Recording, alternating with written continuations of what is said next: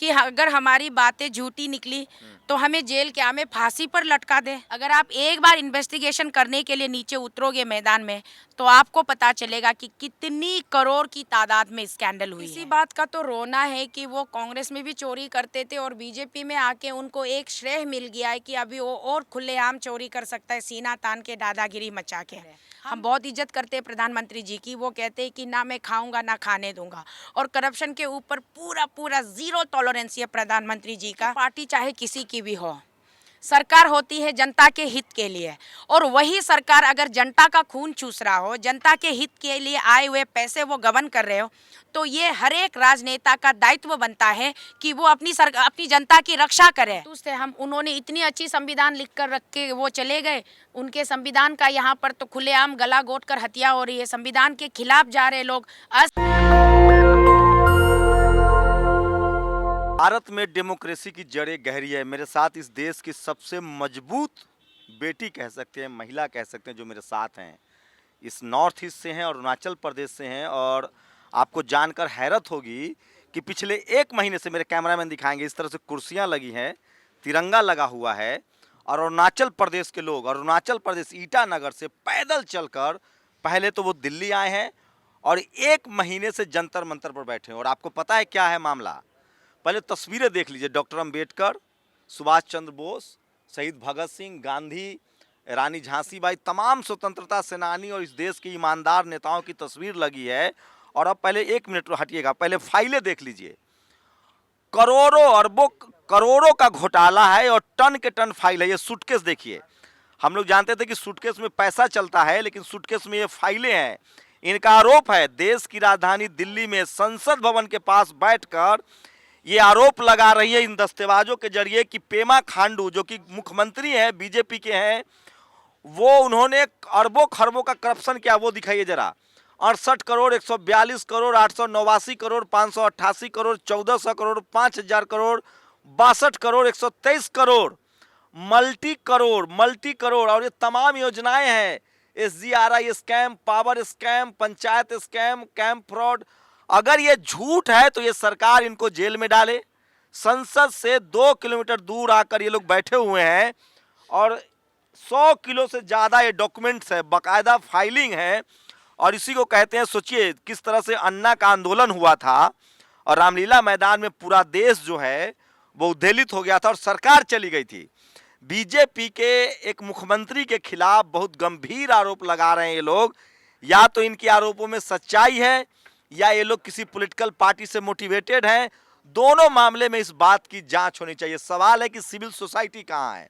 Highly educated लोग हैं, पढ़े लिखे लोग हैं, और मैं रोज जंतर मंतर आता हूं, इनको देख कर जाता हूं। मैं फिर कह रहा हूं, 100 ग्राम चरस पर गिरफ्तारियां होती है, 10 ग्राम चरस गांजा उस पर गिरफ्तारी होती है, 23,000 किलो चरस पर होती नहीं है। 5-5 लाख रुपए पर CBI, इनकम टैक्स, ED के छापे पड़ रहे हैं।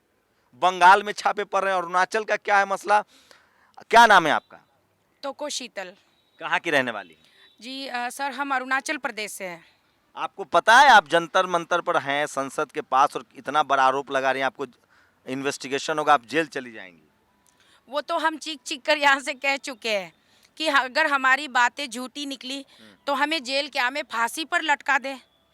हमने तो ये बार बार कहा है हमारे प्रशासन से, भारत की प्रशासन से, भारत देश की प्रधानमंत्री जी से, कि एक बार अपनी नज़र डालिए हम पर। अगर हमारी बातों में जरा सी भी सच्चाई नहीं मिली तो हमें फांसी पर लटका दीजिए। कितना करोड़ स्कैम का आरोप लगा रही हैं आप लोग? आपको क्या बताए, पूरा तो हमने बहुत कम ही एक ट्रेलर के रूप में ये चार्ट लगा के रखा हुआ है। अगर आप एक बार इन्वेस्टिगेशन करने के लिए नीचे उतरोगे मैदान में तो आपको पता चलेगा कि कितनी करोड़ की तादाद में स्कैंडल हुई है, और आज तक हो रहा है, अभी भी हो रही है।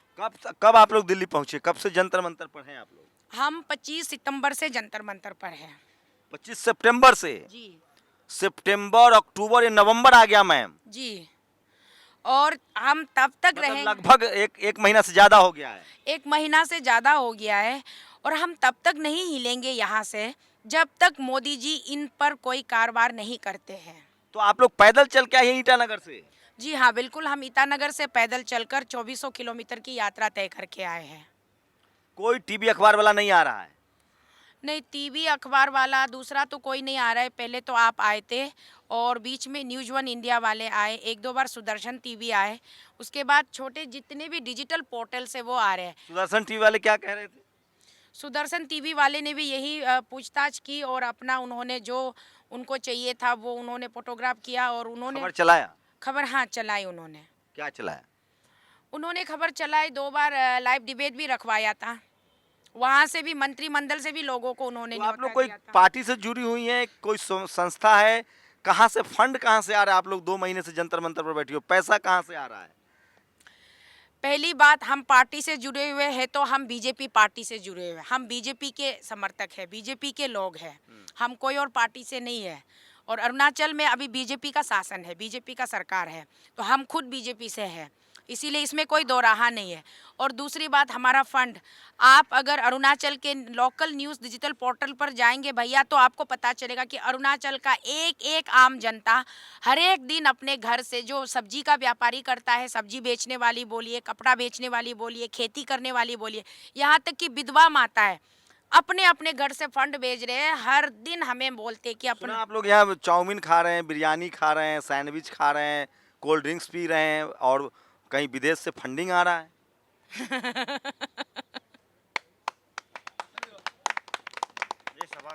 सवाल पर हंस रही है, मुझ पर हंस रही है या मैं सरकार पर हंस रही है? नहीं, जिन्होंने आपको ये खबर दी है, जहाँ से आपने सुने, मैं उन पर हंस रही हूँ, क्योंकि उस बेचारे को पता नहीं है हमारी हालत क्या है।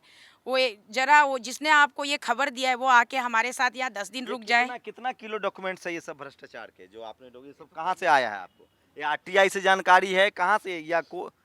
यहाँ पे तो साफ लिखा है आरटीआई कॉपी, हर एक डॉक्यूमेंट्स के ऊपर लिखा है आरटीआई तो आप कॉपी। लोग कोर्ट क्यों नहीं जाती हैं? इतना सारा डॉक्यूमेंट है तो हाई कोर्ट चले जाइए, भैया सुप्रीम कोर्ट भैया चले भैया, सिविल सोसाइटी वाले अलग संगठन वाले कोर्ट में तो लड़ रहे हैं, आज भी है सुप्रीम कोर्ट में मैंने हियरिंग। सुना है पेमा खांडू पहले कांग्रेस में थे, बीजेपी में आए तब से बहुत बेदाग हो गए हैं, एकदम ईमानदार हो गए हैं। और हमारे प्रधानमंत्री तो एकदम ईमानदार है, न खाते हैं न खाने देते हैं। आप लोग उन पर आरोप ला के बदनाम कर रही हैं। इसी बात का तो रोना है कि वो कांग्रेस में भी चोरी करते थे और बीजेपी में आके उनको एक श्रेय मिल गया है कि अभी वो और खुलेआम चोरी कर सकता है, सीना तान के, दादागिरी मचा के। हम प्रधानमंत्री जी को बदनाम नहीं कर रहे हैं, हम बहुत इज्जत करते हैं प्रधानमंत्री जी की। वो कहते हैं कि ना मैं खाऊंगा ना खाने दूंगा, और करप्शन के ऊपर पूरा पूरा ज़ीरो टॉलरेंस है प्रधानमंत्री जी का। करप्शन के ऊपर जीरो टॉलरेंस और परिवारवाद राजनीति से उनको शक नफरत है। तो यही दोनों चीजें अरुणाचल राज्य में हो रहा है। कैसे?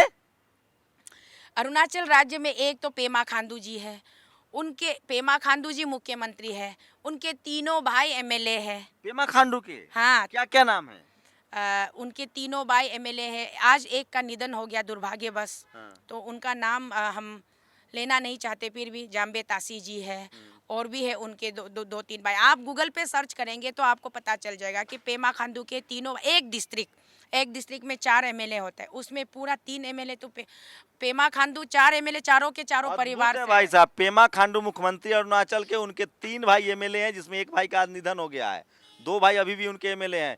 ये बढ़िया, ये तो भारत को पता ही नहीं है। दरअसल हम भारत वालों ने और खासकर हिंदी पट्टी वालों ने अपने ही देश के सबसे खूबसूरत राज्य नॉर्थ ईस्ट जिसको बोलते हैं, 7 सिस्टर्स को, उनकी खबर ही नहीं लेते हैं।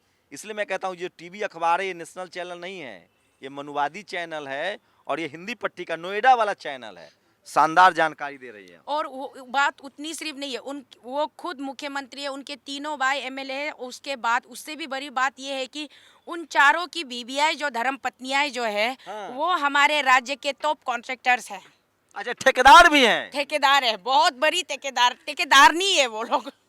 ठेकेदार नहीं। उनका भी नाम जानती होंगी? मैं रिसर्च करके नहीं उनके भाइयों की बीवियों के बारे में तो मुझे नाम नहीं पता, बट पेमा खांडू जी की जो बीवी है उनका नाम है सेरिंग दोलमा। वो बहुत सारी कंपनियों की प्रोप्राइटर है, कुल 11 कंपनी है सेरिंग दोलमा जी के। और उनके Pema Khandu is tribal, he belongs to tribal community. वो ट्राइबल है, वो मोम्पा ट्राइब से है। मोम्पा एक रिकॉग्नाइज ट्राइब है अरुणाचल में, एक बहुत ही, वो भी लार्जेस्ट ट्राइब में गिना जाता है। मोम्पा ट्राइब से पेमा खांडू जी, उनके पिताजी मुख्यमंत्री थे। पिताजी के निधन के बाद पेमा खांडू जी को कॉम्पेंसेटरी ग्राउंड में अनअपोज एमएलए दिया गया। उसके बाद उसकी एंट्री में उसको टूरिज्म की मिनिस्टर दी गई। उसके बाद लेत कालिको फूल जी का सुसाइड कैसे हुआ, इन लोगों का क्या राजनीतिक खेल था मुझे नहीं अच्छा, जो पता। मुख्यमंत्री ने जो चिट्ठी लिख के सुसाइड किया था वो वाली हाँ बात जी, बता रहे हैं? हाँ जी। तो कालिको फूल जी ने मरने से पहले, उन्होंने सुसाइड करने से पहले एक 60 पन्नों वाला एक 60 पेज लिख के गया।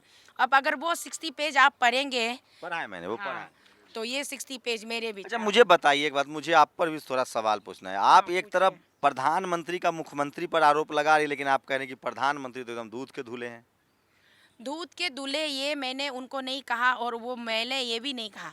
मैंने कहा प्रधानमंत्री जी जिस तरीके से लाल किला से हमें संबोधित करते हैं, पूरे भारत की जनता को, वो बताते हैं कि ना मैं खाऊंगा ना खाने दूंगा, और जो लोग खा रहे सबको पकड़ के मैं जेल में डलवाऊंगा। ये उनका पहला उद्देश्य है। भारत से गंदगी को मिटानी है, भारत को उन्नति करवानी है, तो पहले भ्रष्टाचार को मिटाओ, करप्शन को मिटाओ। तो आज उन्हीं के उसी लफ्ज़ों पर विश्वास करके हम यहाँ अरुणाचल से दिल्ली तक पदयात्रा करके इसलिए आए हैं। अगर हम गाड़ी या ट्रेन से आते तो हमारी बातों को ज़्यादा अहमियत नहीं मिलती। तो हम इसलिए पदयात्रा करके आए हैं कि इतनी दूर लंबी पदयात्रा करके आएंगे तो ज़रूर प्रधानमंत्री जी अपने शब्दों पर वो कायम रहेंगे, और वो हमें ये साबित करके दिखाएंगे कि वो कितने वफादार है आप अपने चाहते हैं आप कि से। एटलीस्ट जांच हो। जी तो बिल्कुल। कैसी जांच चाहते हैं? सरकारी जांच चाहते हैं, कोई मजिस्ट्रेट का जांच चाहते हैं, कोई हाई कोर्ट सुप्रीम कोर्ट के रिटायर्ड जज का जांच चाहते हैं, या कोई कमीशन चाहते हैं? नहीं, हम तो साफ लफ्ज़ों में, सिंपल लफ्ज़ों में प्रधानमंत्री जी से ये रिक्वेस्ट कर रहे हैं कि आप सीबीआई की जांच करवा दीजिए, और आप ईडी की जांच करवा दीजिए राज्य के सरकार में। इनकम टैक्स ईडी के लिए और भी काम है, इतने अपोजिशन की पार्टियां हैं, अपनी पार्टी पर इनकम टैक्स ईडी का रेड मार देंगे वो? देखिए, पार्टी चाहे किसी की भी हो, सरकार होती है जनता के हित के लिए, और वही सरकार अगर जनता का खून चूस रहा हो, जनता के हित के लिए आए हुए पैसे वो गबन कर रहे हो, तो ये हर एक राजनेता का दायित्व बनता है कि वो अपनी जनता की रक्षा करे। मैम, आप जो आरोप लगा रही हैं उस पर आप कायम रहेंगी? बिल्कुल। आपको डर नहीं लग रहा है? डर किस बात का? डर उन लोगों को लगा जाता है जो झूठे होते हैं, डर उनको लगता है जो लालची होते हैं, डर उनको लगता है जिनके पास खोने के लिए कुछ होता है। हमारे पास खोने के लिए क्या है? कुछ भी नहीं है। हम तो पहले से ही हम खाली हाथ वाले हैं, और हम बिल्कुल झूठ नहीं बोल रहे, तो हम डरे क्यों? सोचिए, मैं इसलिए कह रहा हूँ, भारत में डेमोक्रेसी की जड़ें गहरी हैं और इस देश की बेटी हैं। और ये देखिए, केजी के केजी डॉक्यूमेंट्स, आरटीआई का डॉक्यूमेंट्स है, मेरे कैमरामैन आपको दिखाएंगे। और तमाम इनका नाम है, सोशल विजिलेंस टीम है, अरुणाचल प्रदेश से प्रेसिडेंट है इस ऑर्गेनाइजेशन के, और तमाम बड़े नेताओं के, भारत के और स्वतंत्रता सेनानियों की तस्वीरें लगी हैं। ये देखिए कि इतना केजी डॉक्यूमेंट्स है, ये भी यूनिक है। भारत में ऐसा प्रदर्शन मैंने पहले कभी नहीं देखा है, जहां आरटीआई के दस्तावेज जो हैं वो सूटकेस में लाकर देश की राजधानी दिल्ली के जंतर मंतर पर, संसद भवन से 1 किलोमीटर दूर प्रदर्शन कर रहा है। अगर सरकार चाहे तो इनको जेल में डाल दे या इनकी बात की जांच कराए, दो ही हो सकता है, या तो ये झूठे हैं या सही हैं। दोनों हालत में जांच तो होनी चाहिए। क्या नाम है आपका? तमे तोबिन। आप भी अरुणाचल से आए हैं? हाँ, मैं ये संगठन का प्रेसिडेंट हूँ, अरुणाचल अगेंस्ट करप्शन का। अरुणाचल अगेंस्ट करप्शन का, तो किस पर आपको क्या लगता है, ये आप लोग बीजेपी से जब से पेमा खांडू जुड़े हैं तब से करप्ट हो गए, या पहले भी इनका ऐसी था हिस्ट्री? देखिए, करप्शन तो मैं ये नहीं कहता कि पेमा खांडू का शुरुआत से है, लेकिन करप्शन आपका पहले से है। तो जब से ये पेमा खांडू आया है, हाँ, पेमा खांडू जब से आया है तब से और भी करप्शन बढ़ता जा रहा है। अब देखिए, जब पेमा खांडू जिस दिन ये क्या आपका ये राजनीति में कदम रखा, उसी दिन का बाद में ये दार केस शुरू हुआ। उसका आते ही हमारा मुख्यमंत्री जो फॉर्मर ये आपका कालिका पोर का मौत हो गया। आप किसी पार्टी से तो नहीं जुड़े हो? नहीं, मेरा कोई पार्टी, मेरा आप मेरे पीछे बैकग्राउंड पूरा चेक कर सकते हैं, मैं किसी पार्टी से बिलोंग नहीं करता, ना ही मेरा किसी राजनीति से कोई मेरा संबंध है, मेरा किसी से कुछ लेना। तिरंगा क्यों लगाया आप लोगों ने? आप भारतीय हैं, इसमें सबूत देने की क्या जरूरत है?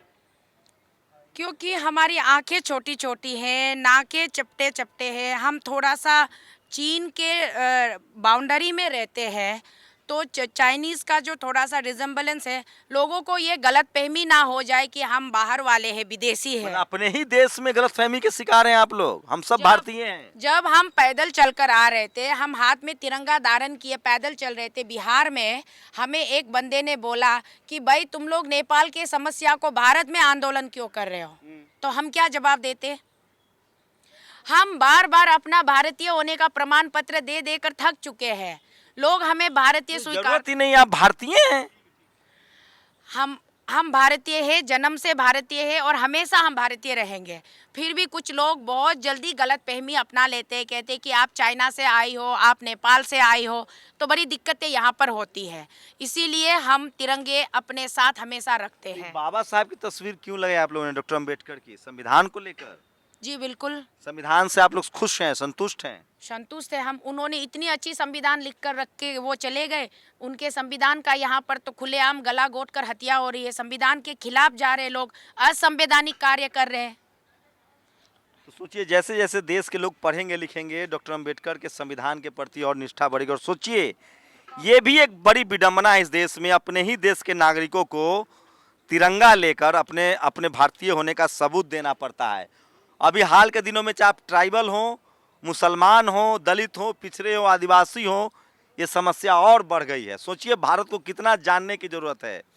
एक बड़ा देश है, विशाल देश है, शानदार देश है, जहाँ चाइना का बॉर्डर है, पाकिस्तान का बॉर्डर है, बर्मा का बॉर्डर है, श्रीलंका का बॉर्डर है। ये भारत के नागरिक हैं और इनको इसी देश में कहा जा रहा है रंग रूप वेशभूषा की वजह से कि आप सबूत दीजिए। इन सब पर कभी सोचिएगा जरूर। और इसीलिए मैं कह रहा हूँ, ये जो नोएडा मीडिया है, ये इस तरह की अफवाहें फैलाती है। लोगों के दिमाग में राज्य के आधार पर, भाषा के आधार पर, धर्म के आधार पर, जाति के आधार पर नफरत भर दिया गया इस देश में। और इसलिए डॉक्टर अम्बेडकर ने कहा था कि मैं सिर्फ और सिर्फ भारतीय हूँ। और सोचिए, इसी भारत के नागरिक जंतर मंतर पर सूटकेस में लेकर डॉक्यूमेंट्स आए हुए हैं, भ्रष्टाचार का गंभीर आरोप लगा रहे हैं एक मुख्यमंत्री पर, एक अरुणाचल के सरकार पर, लेकिन टीवी अखबार मौन है, इस देश के तमाम लोग मौन हैं। और सोचिए, कल्पना कीजिए कि अगर इससे भी छोटे 5-10 लोग किसी गैर बीजेपी सरकार के खिलाफ आरोप लगा रहे होते तो मीडिया बवाल काट देती। मैं यही कह रहा हूँ, इस देश के मीडिया का कैरेक्टर समझिए। इस देश का मीडिया जातिवादी है, मनुवादी है, ब्राह्मणवादी है। और जो सत्ता में लोग बैठे हैं, खासकर आरएसएस बीजेपी के लोग, उनके बारे में वो कोई खबर नहीं दिखाता है। लेकिन सोचिए कितने बहादुर लोग हैं।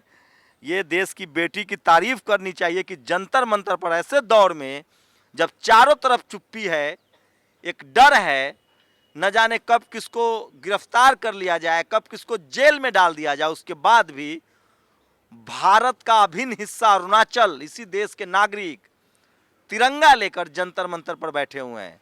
आपको नहीं लगता है कि इनके आरोपों की, मैं ये नहीं कह रहा हूं कि ये आरोप सही होंगे, लेकिन इनकी जांच तो होनी चाहिए।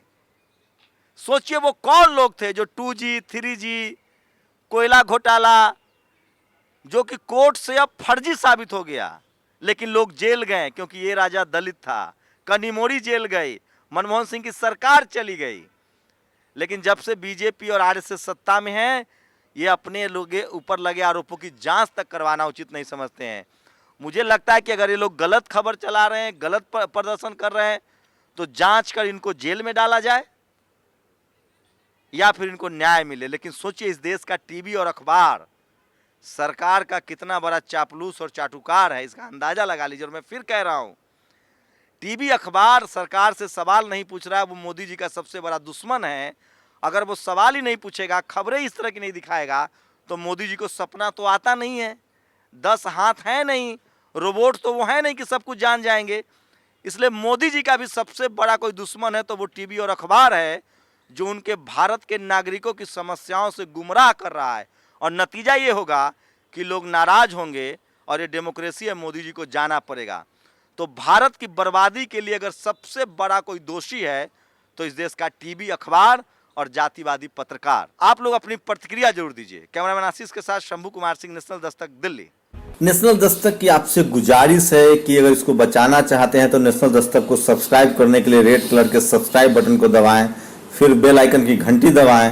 नेशनल दस्तक को बचाने के लिए बहुत जरूरी है कि हर खबर को शेयर करें, लाइक करें, कमेंट जरूर करें।